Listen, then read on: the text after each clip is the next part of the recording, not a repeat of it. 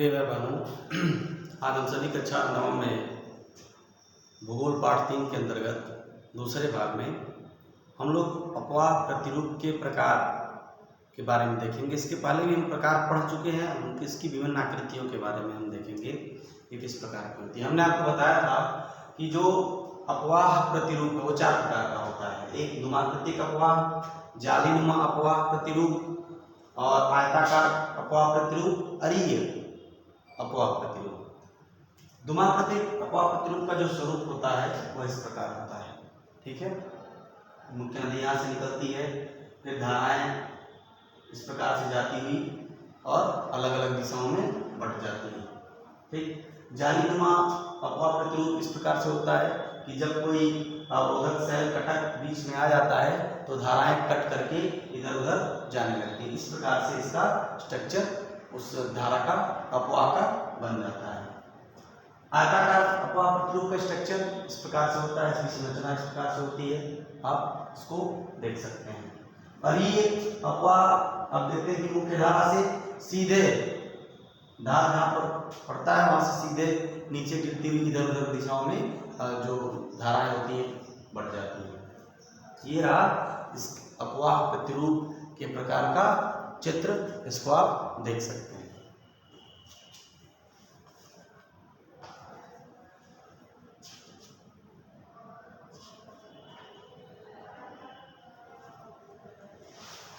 इसके बाद हम देखेंगे भारत में अपवाह तंत्र। भारत में अपवाह तंत्र क्या होता है या कैसे होता है।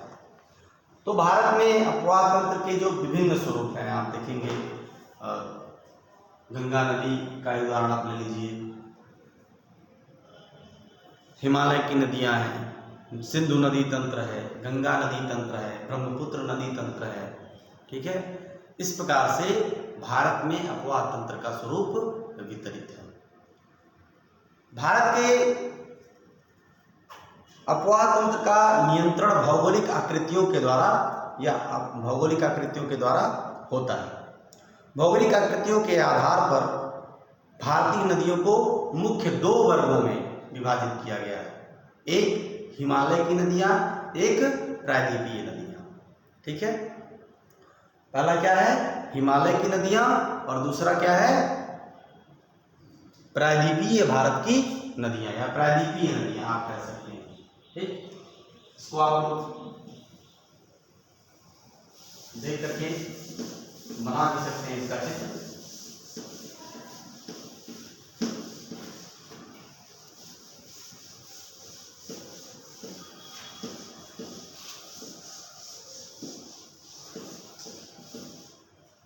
भारत में अपवाह तंत्र, इसको हम देखेंगे।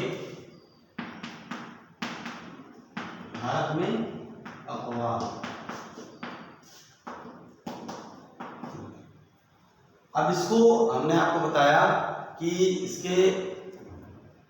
इसको 2 भागों में बांटा जा सकता है। भारत के अपवाह तंत्र का जो भौगोलिक आकृतियों द्वारा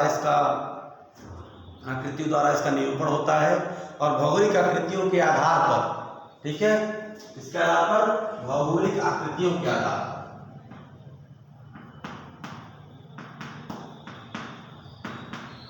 भौगोलिक आकृतियों के आधार पर 2 वर्गों में बांटा जाता है। 2 वर्गों में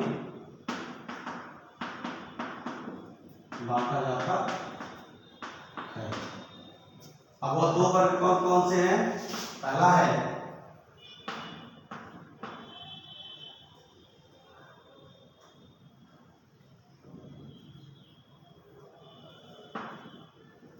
भौगोलिक आकृतियों के आधार पर हम इसको 2 वर्गों में बांट सकते हैं। पहला जो है हिमालय की नदियां,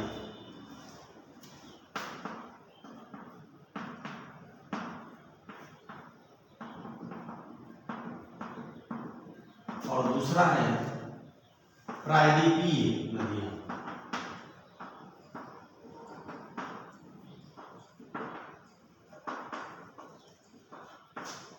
प्रायद्वीपीय नदियां, इस प्रकार से हम इसको 2 वर्गों में बांट सकते हैं।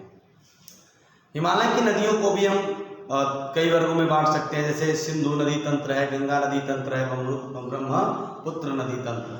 ठीक है, इसको भी हम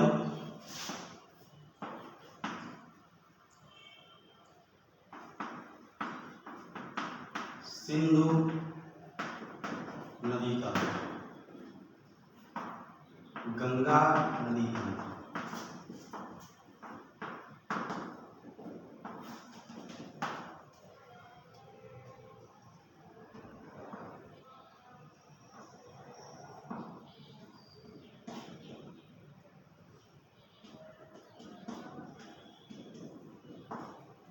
ब्रह्मपुत्र नदी तंत्र। इस प्रकार से इसको हम 3 भागों में विभाजित कर सकते हैं। इसी तरीके से प्रायद्वीपीय भारत की नदियां हैं या प्रायद्वीपीय नदियों का अपवाह तंत्र है, उसमें में जैसे नर्मदा द्रोणी, ताप्ती द्रोणी, गोदावरी द्रोणी, महानदी द्रोणी, कृष्णा द्रोणी, उसके बाद कावेरी द्रोणी, 4-5 प्रकार के हैं। इसको हम इस प्रकार से विभाजित कर सकते हैं।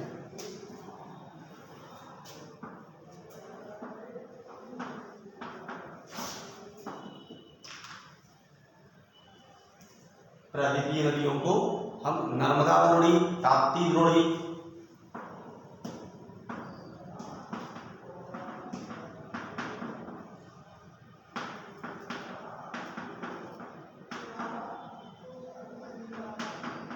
गोदावरी द्रोणी,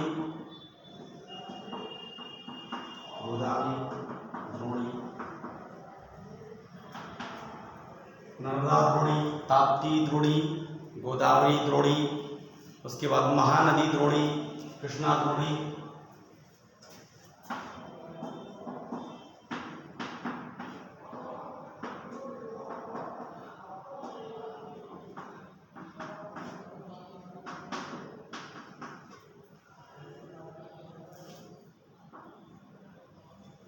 महानदी द्रोणी, कृष्णा द्रोणी, कावेरी द्रोणी,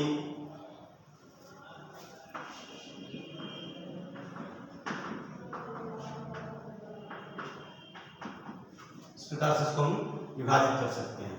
नर्मदा द्रोणी, ताप्ती द्रोणी, गोदावरी द्रोणी, महानदी द्रोणी, कृष्णा द्रोणी, कावेरी द्रोणी।